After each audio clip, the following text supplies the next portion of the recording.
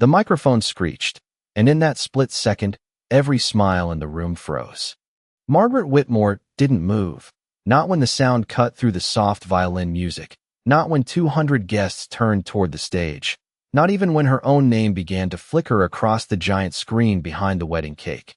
30 minutes earlier, she had been standing quietly at the entrance of the country club ballroom, adjusting the small ivory card pinned to her dress, the kind of card meant to guide guests to their seats. Except hers didn't list a table number.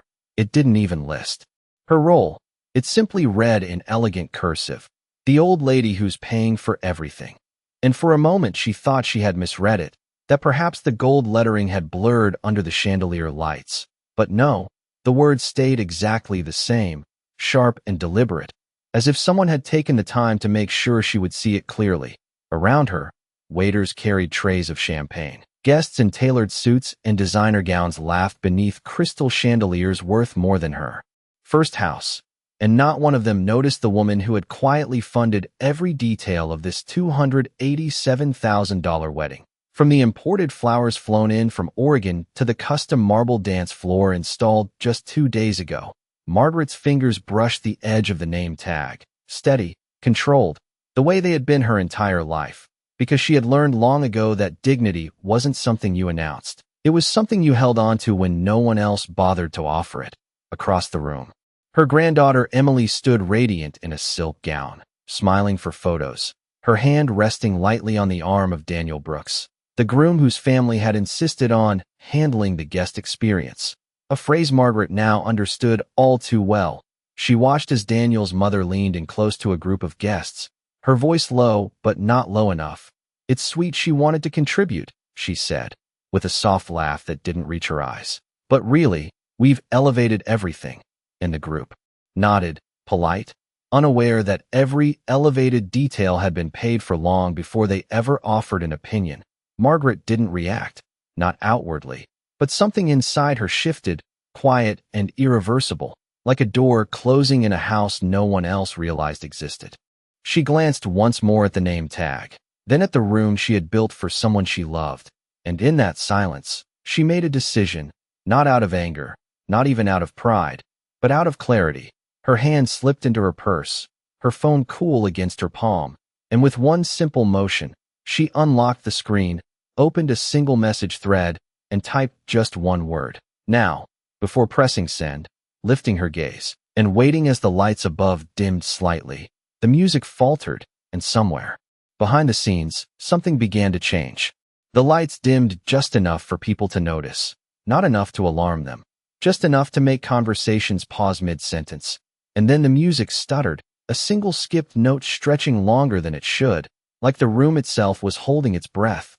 Margaret Whitmore remained exactly where she was, her posture straight, her expression calm, but her eyes fixed on the massive screen that moments ago had been looping soft childhood photos of Emily, carefully curated memories meant to tell a perfect story, a story that now flickered once, twice, and then went completely black. A few guests laughed awkwardly, assuming it was a technical glitch. Someone near the bar even joked about needing a refund for the production budget. But the laughter faded quickly when the screen lit up again, not with photos, but with a single line of text in clean, unmistakable font. Total wedding cost, $287,000. And just beneath it, line by line, numbers began to appear, each one precise, each one documented. Venue deposit, $85,000. Floral design and imported arrangements, $42,000. Custom marble flooring installation, $31,000. Catering and premium bar service, $58,000. And with each new line, the room grew quieter, the air shifting from confusion to something sharper, something closer to realization. Across the room, Daniel Brooks straightened, his confident smile tightening as he glanced toward the event coordinator, who suddenly looked very interested in her clipboard, while his mother's expression flickered for just a second too long, the kind of flicker that only happens when control begins to slip. Emily, standing at the center of it all, turned slowly toward the screen, her bouquet lowering slightly in her hands, her brows knitting together as if she was trying to understand something she had never thought to question. And then, just as the final number settled on the screen, A new line appeared, larger than the rest, centered, impossible to ignore. Paid in full by Margaret Whitmore. The name seemed to echo without sound, rippling through the silence as heads turned, one by one, scanning the room until they found her, not at the front, not beside the bride, but standing quietly near the back, exactly where she had been placed. No one spoke at first, because there is a particular kind of silence that only exists when truth arrives uninvited. And in that silence, Margaret did not raise her voice. She did not step forward. She did not demand attention. She simply met their gaze, calm, steady, the same way she had faced every difficult moment in her life. And for the first time that evening, people began to see her not as an afterthought, not as a line item, but as the foundation beneath everything they were standing on, somewhere near the front. Emily's voice broke the silence, soft, uncertain. "Grandma, is that true?"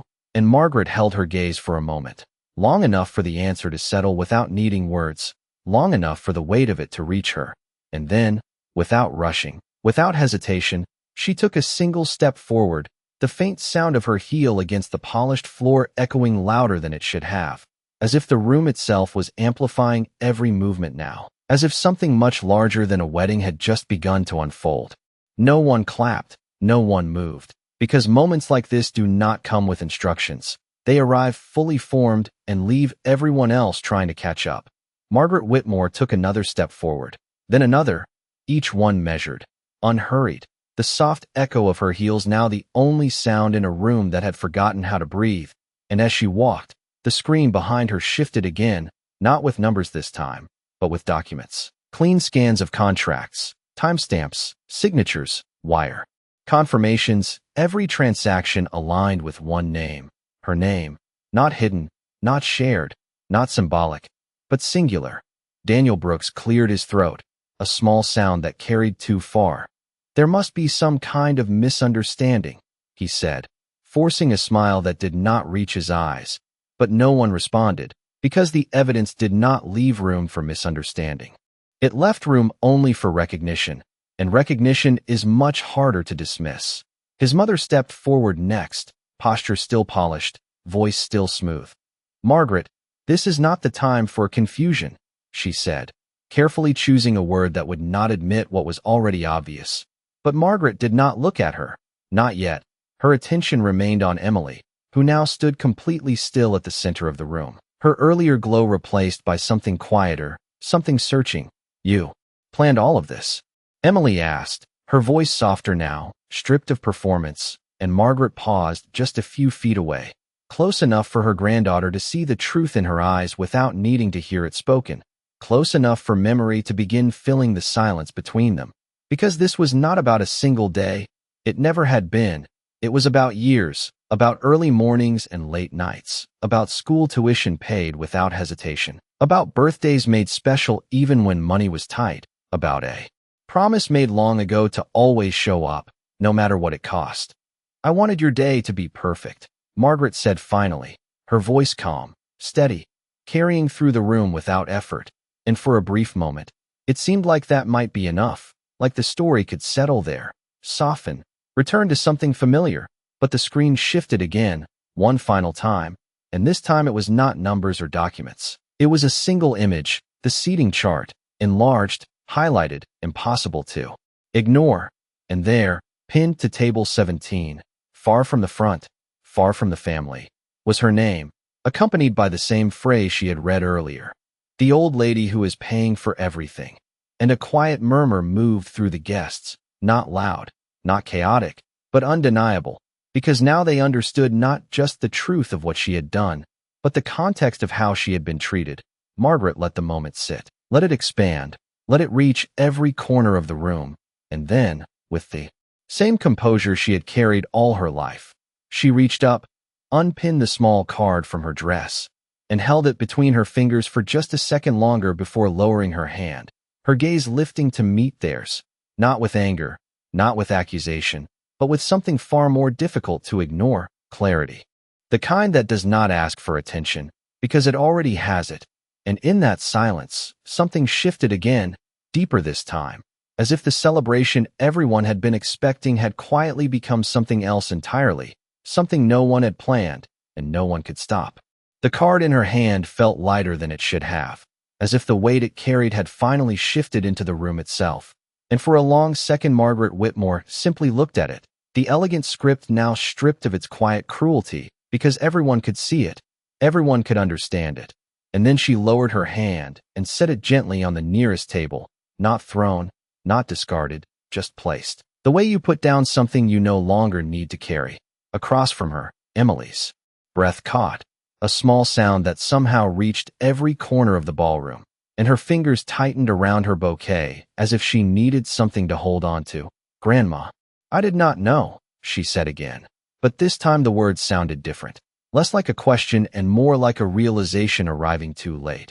Margaret met her eyes, and there was no anger there, no raised voice, no accusation, only a quiet steadiness that made everything else feel louder by comparison.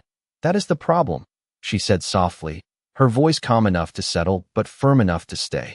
"You did not ask," and the sentence did not echo, but it lingered, because it was simple, and simple truths are the hardest ones to move away from.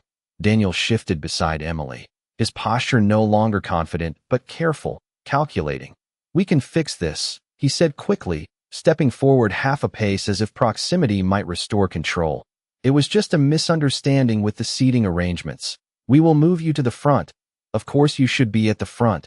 But Margaret did not move toward him, did not acknowledge the offer, because it arrived too late, after the moment that would have made it meaningful had already passed. Instead, she turned slightly, her gaze sweeping the room, not searching, just noticing, as guests avoided eye contact, as some glanced down at their glasses, as others watched her with a kind of quiet respect that had not been there before. And in that shift, the balance of the room changed again, subtle but undeniable.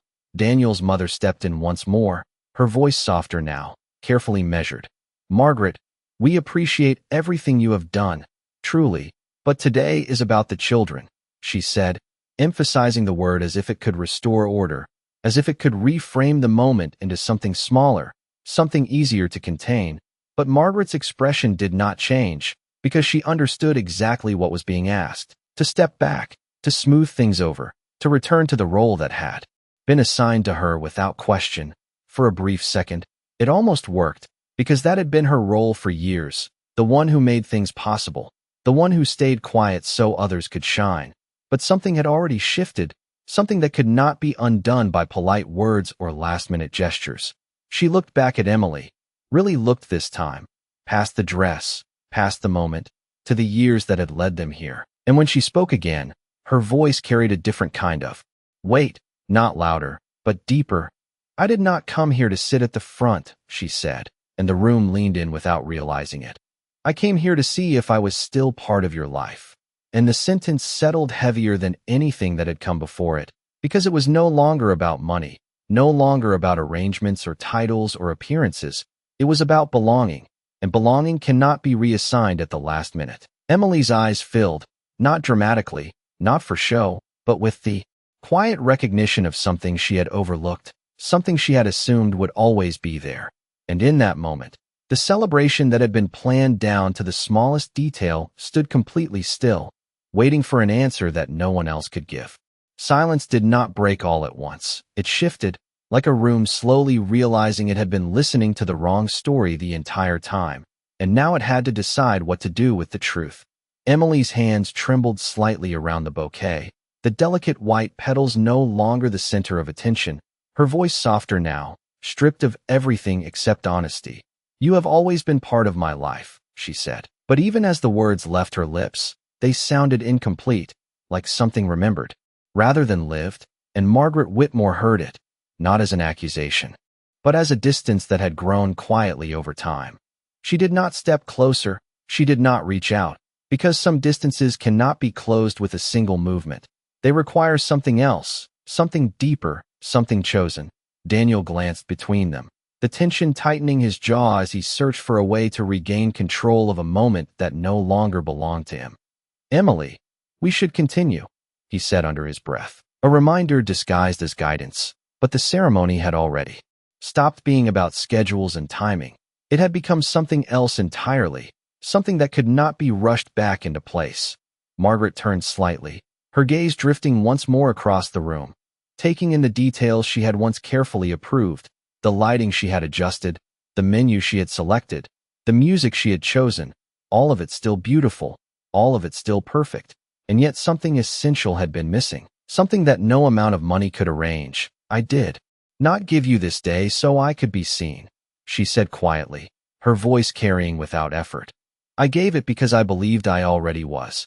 And the words settled into the space between them, not heavy, not sharp, just undeniable. Emily's breath caught again, her shoulders lowering slightly as if the weight of the moment had finally reached her. And for the first time that day, she took a step forward, not toward the aisle, not toward the ceremony, but toward Margaret, a small step, uncertain, but real. Daniel's mother shifted uncomfortably, her polished composure cracking just enough to reveal something beneath it, something closer to awareness than control, but she said nothing this time, because there are moments when words only make things worse. The guests remained still, watching, not out of curiosity now, but out of recognition, because they understood that what was unfolding in front of them was no longer a performance. It was a decision, one that could not be scripted or corrected. Emily stopped just a few feet away, her voice barely above a whisper. I should have seen it, she said, and Margaret held her gaze, steady, present, but not rescuing, not stepping in to ease the moment, because this was not hers to fix. A long second passed, then another, and in that space, everything waited, not for perfection, not for apology, but for truth, the kind that does not arrive all at once, but begins with a single choice. And as Emily stood there, caught between what had been planned and what was real, it became clear that whatever happened next would not just define the rest of the day, it would define everything that came after. Time did not move forward the way it was supposed to. It stretched, slowed, bending around a single moment that refused to resolve, and Margaret Whitmore stood within it, calm, unmoved, as if she had already accepted whatever outcome would come next. Emily's eyes searched her face, not for reassurance, not for permission, but for something she had not realized she needed until now, understanding. And yet Margaret did not offer it freely, not because she did not feel it, but because some things must be recognized, not given. I thought you would always be there, Emily said finally, her voice fragile in a way that had nothing to do with the ceremony and everything to do with the truth she was just beginning to see. And Margaret's expression softened, just slightly, the smallest shift, but enough to carry meaning. I have always been there, she replied, her tone steady. But being there is not the same as being seen, and the distinction settled between them, clear and unavoidable. Behind Emily, Daniel exhaled. Slowly, his patience thinning as the schedule unraveled. This is not the time for this conversation, he said, louder now, addressing the room as much as the two of them. We have guests waiting, we have a ceremony to finish. But the words fell out of place, like something from an earlier version of the day that no longer applied. A few guests nodded instinctively, clinging to the structure they had expected, but others remained still, watching, because they understood that what mattered was not what had been planned, but what was happening now. Margaret turned her gaze toward Daniel for the first time, not confrontational, not dismissive, simply present, and for a brief moment, he seemed uncertain, as if he could not quite place where his authority had gone. A ceremony can wait, she said quietly, and the calm in her voice carried more weight than anything louder could have. But a moment like this cannot. And there was no argument for that, not one that would not sound hollow. Emily took another step forward, closing the distance just enough to change the space between them, her shoulders no longer squared for appearance, but lowered, open. What do I do now? She asked, not to the room, not to Daniel, but to Margaret, and the question was different from the ones before. It was not about explanation or defense, it was about choice. Margaret looked at her for a long second, not rushing, not filling the silence, allowing the weight of the question to settle fully. Because answers given too quickly are often forgotten, but answers found slowly have a way of staying. Around them, the room remained suspended, the chandeliers still glowing, the music system silent, the guests caught between expectation and reality. And in that pause, Margaret finally spoke, her voice softer now, but somehow even more clear. You decide who stands with you, she said. Not just for today, but for every day after this. And the simplicity of it cut through everything else. Because it was not advice, it was truth. Emily's grip on the bouquet loosened, one white petal falling unnoticed to the floor, and as she stood there, absorbing the words, it became clear that the next step she took would not be part of the ceremony that had been planned. It would be part of something far more lasting, something no one else in the room could decide for her. Emily did not move right away, and in that stillness, something inside her shifted from confusion into awareness, the kind that arrives slowly and then all at once. Her eyes drifted briefly toward Daniel, then toward his mother, and for the first time that day, she was not looking for approval. She was measuring something, weighing it, as if seeing it clearly for the first time. Daniel straightened, sensing the change before she spoke. "Emily," he said, his voice controlled but firmer now, "we can talk about this later. Right now we need to continue." And there it was again, the word need, as if the day still belonged to a plan, as if everything unfolding could be paused and neatly handled after the fact. But Emily did not answer him, not immediately, because something more important was happening, something quieter but far more decisive. She looked back at Margaret, really looked this time. Not at the woman who had arranged everything, not at the person everyone had overlooked, but at the one constant that had never asked for recognition, and her voice, when it came, was steadier than before. "You have always chosen me," she said, the words forming carefully, deliberately. "And I did not choose you back, not today." And the honesty of it cut through the room more sharply than any accusation could have. Margaret did not interrupt, did not soften the moment, because this was not hers to reshape. It was Emily's to understand. Daniel exhaled, impatience slipping through despite his effort to contain it. "This is not fair," he said, his tone shifting now, not angry, but defensive. "We worked hard to make this day perfect." And Margaret's gaze moved to him again, calm, unwavering. "No," she said gently. "You worked hard to make it look perfect." And the distinction landed exactly where it needed to. A murmur moved through the guests, not loud, not disruptive, but present, because they could feel the difference, even if they could not yet name it.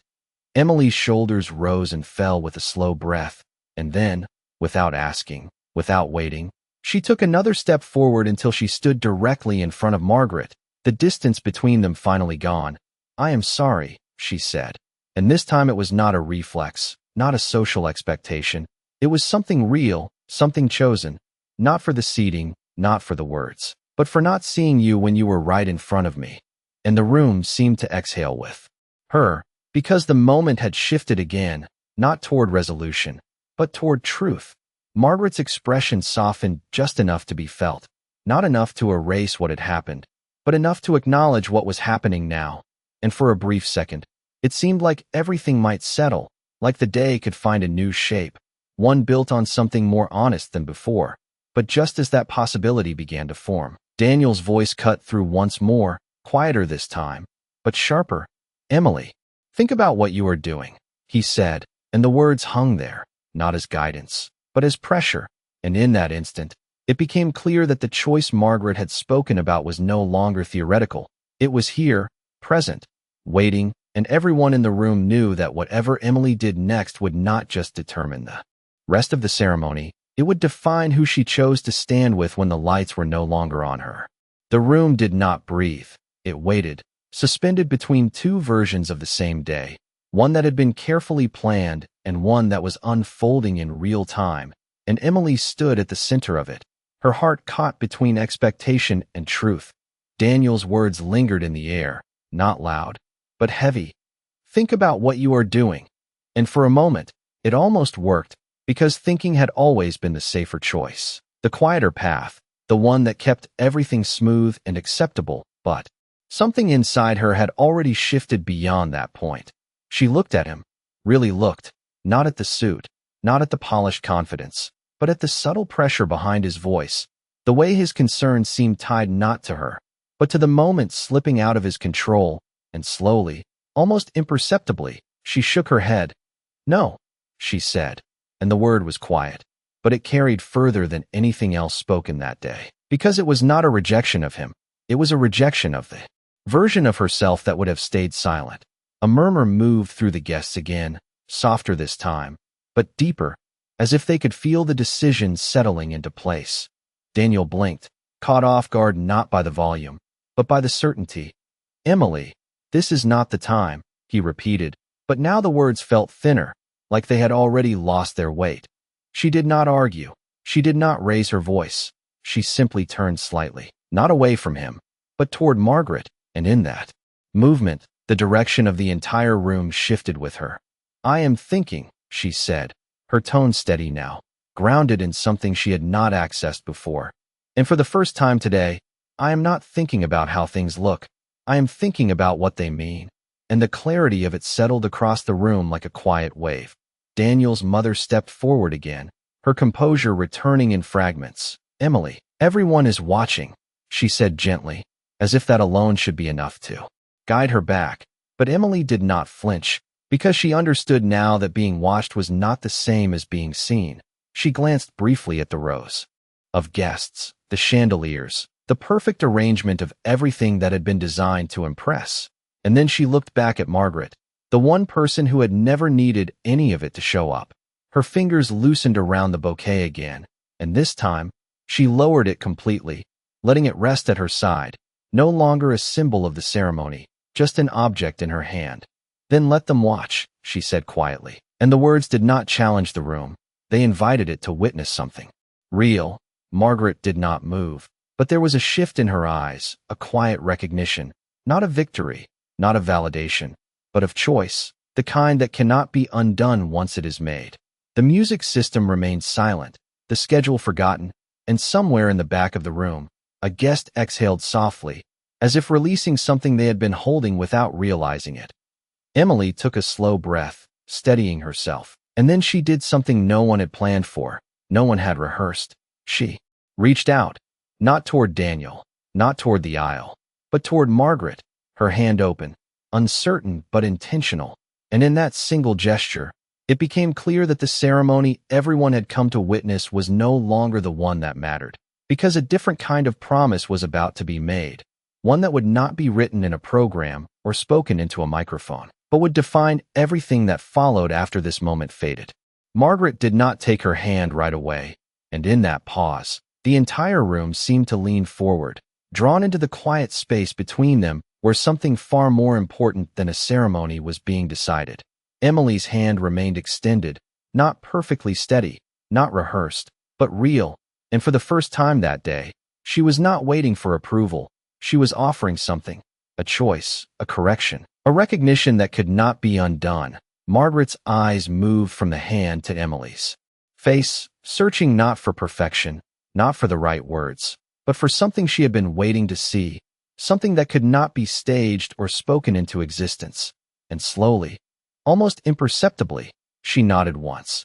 Then, with the same calm she had carried through every moment of the day, she reached out and placed her hand in Emily's, not as a gesture of forgiveness, not as a resolution, but as an acknowledgement, a quiet acceptance of what was finally being offered.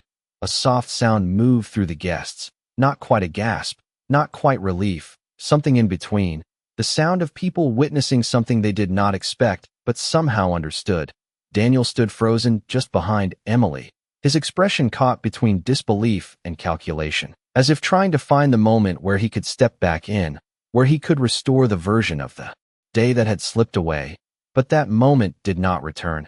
Emily did not look back at him, not because she was ignoring him, but because her attention had shifted fully and completely, and there was no space left for anything that did not align with that shift. "I cannot stand here and pretend nothing happened," she said quietly, her voice steady now, grounded in something that did not need to be louder to be heard. "Because if I do that, then everything you did for me becomes invisible again." And the words settled into the room with a clarity that made them impossible to dismiss. Daniel took a step forward, his voice lower now, more controlled. "You are overreacting," he said, choosing the words carefully, but the effect was immediate, not because of what he said, but because of what it revealed, the distance between understanding and appearance. Emily's grip on Margaret's hand tightened just slightly, not out of fear, but out of certainty. And when she turned her head, it was not to argue, it was to respond. "No," she said softly. "This is the first time I am reacting to what is actually real." And there was no anger in it, no accusation, just a statement that closed a door quietly but completely. The room remained still, the weight of the moment settling deeper now, as if everyone present could feel that something had shifted beyond the surface, beyond the event, into something that would last long after the lights were turned off and the decorations were taken down. Margaret did not speak. She did not guide. She simply stood there, her hand in Emily's, her presence steady, allowing the moment to unfold without interference, because this was not about proving anything. It was about recognizing what had already been true. And as Emily stood there, holding on to the one person she had almost overlooked, it became clear that whatever came next would not be about continuing the day as planned. It would be about deciding whether that plan still deserved to exist at all. The silence that followed was no longer uncertain. It was settled, heavy with the kind of clarity that cannot be undone, and Margaret Whitmore felt it not as pressure, but as release, as if something that had been quietly held for years had finally been placed where it belonged. Emily's hand remained in hers, firm now, no longer hesitant, and in that connection there was something new, not obligation, not habit, but intention. Daniel looked at them both, the distance between him and the moment widening with every second. "So that is it?" he asked, his voice controlled but edged with disbelief. "You are going to let this ruin everything?" And the word ruin hung there, sharp, misplaced, because what was happening was not destruction, it was exposure. Emily turned to him fully this time, her posture no longer divided, her voice calm, almost gentle. "No," she said, "I am not ruining anything. I am just not pretending anymore." And the distinction landed quietly but completely. His mother stepped forward again, her composure now carefully reconstructed. "Emily, think about your future," she said, her tone soft but pointed. "Think about the life you are building." But Emily did not look away, because for the first time, she glanced briefly around the room, at the carefully arranged tables, the polished glasses, the guests who had come to witness a celebration, and then she looked back at Margaret, the one person who had been there long before any of this existed. "I am," she replied simply, and the words carried more weight than any argument could have. A long pause followed, not empty, but full, as if the room itself was adjusting to a reality it had not expected to face.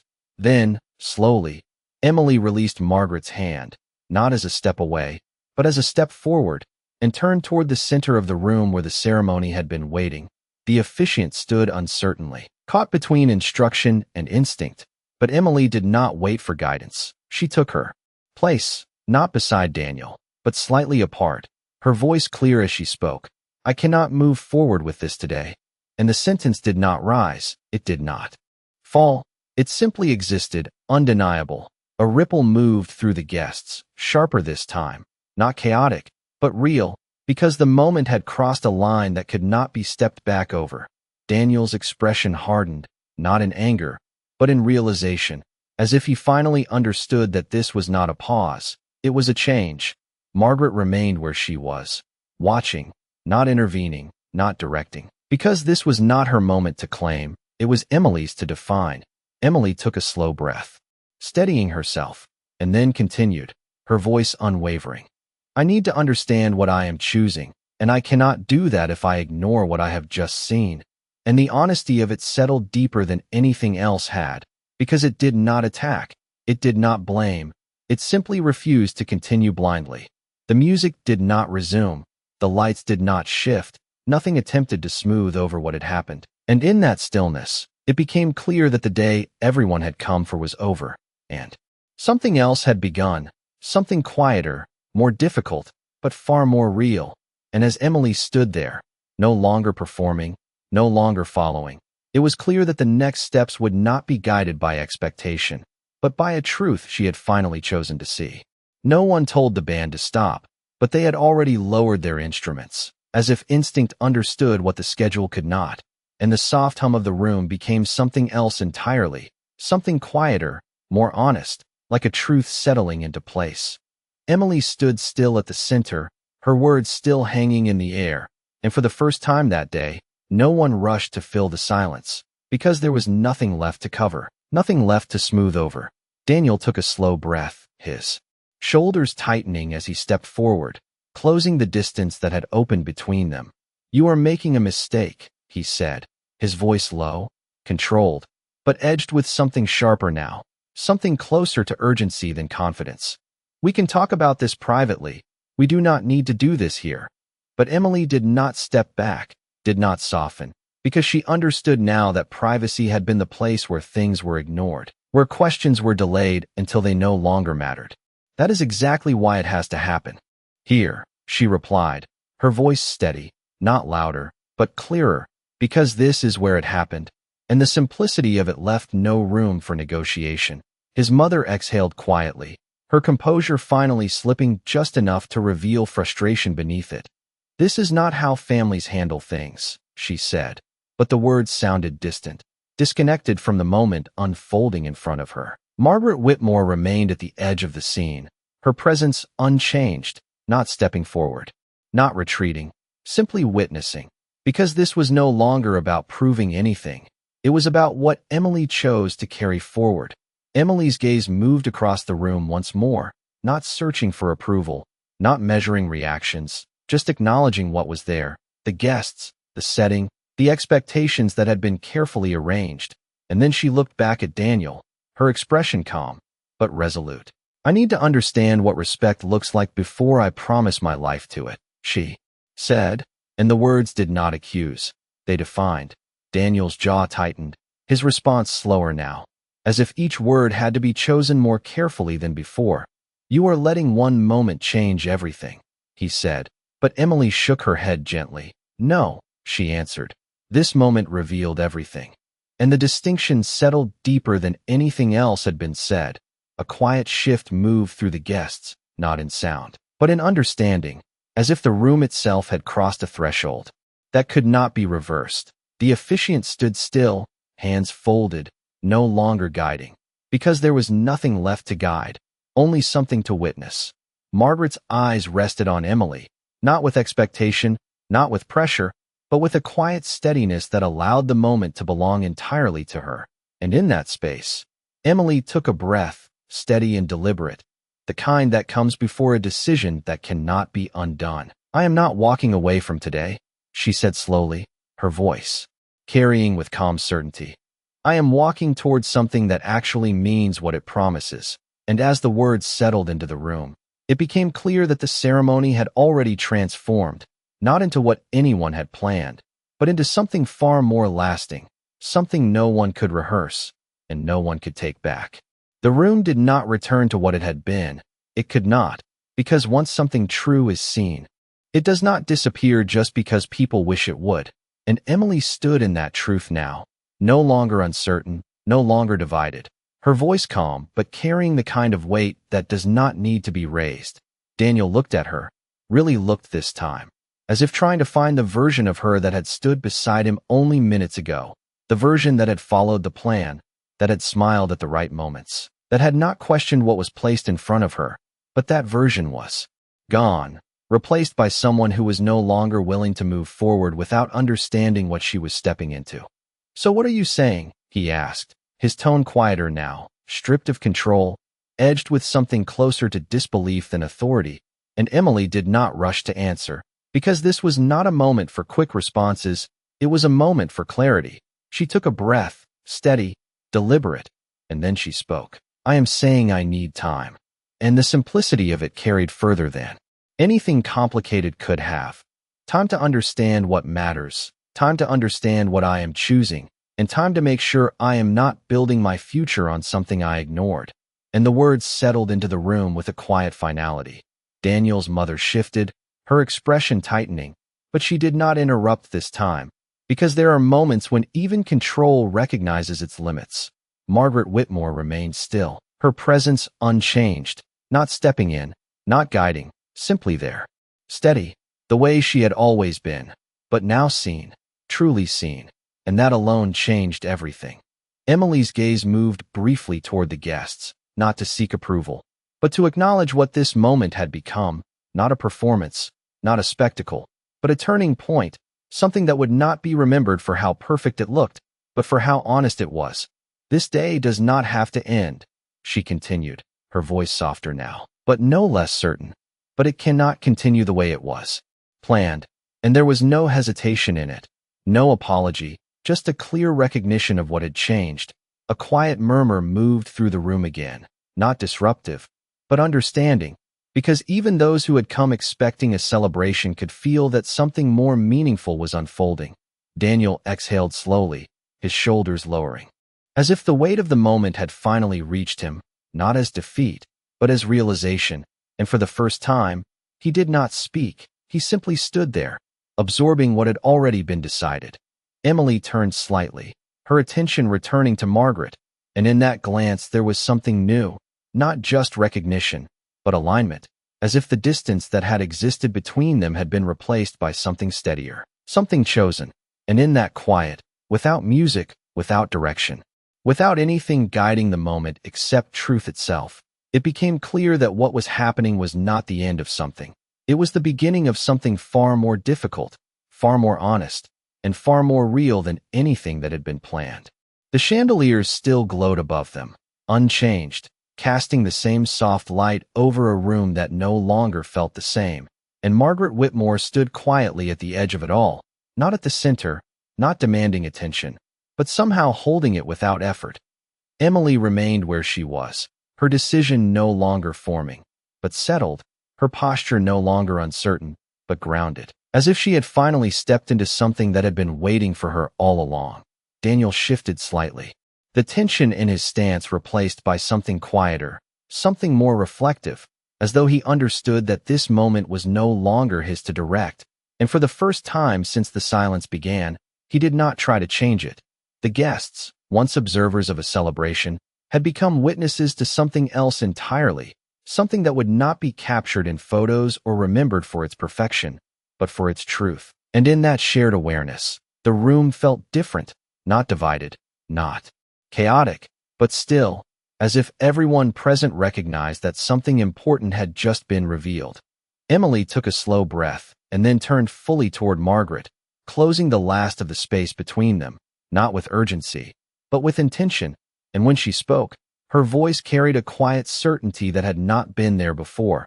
"I do not know what tomorrow looks like yet," she said, "but I know it has to include you." And the words were simple, but they held everything that had been missing before, not assumption, not obligation, but choice. Margaret's expression softened, not in relief, not in triumph, but in recognition, the kind that comes when something long unspoken is finally understood. And for a moment, neither of them moved, because some moments do not need movement to be complete. Somewhere near the back of the room, a chair shifted softly, a small sound that marked the world beginning to move again, but not in the same way as before. Emily glanced once more around the room, at the details that had been so carefully arranged, and then back at Margaret. And without another word, she reached out again, this time not uncertain, not hesitant, but sure, and Margaret met her halfway, their hands joining once more, not as a correction, but as a beginning. No music returned, no announcement followed, no one instructed the next step, because there was no longer a need for it. The moment had already decided what mattered, and as they stood there, together, in a room that had witnessed everything, it became clear that what had been planned as a perfect day had become something far more meaningful. Something that would not fade when the lights dimmed or the guests left, because it was built not on appearance, but on truth. And in that quiet, as the celebration slowly reshaped itself around a new understanding, one thing remained certain: some people spend a lifetime trying to be seen, and some moments make it impossible to ever be invisible again.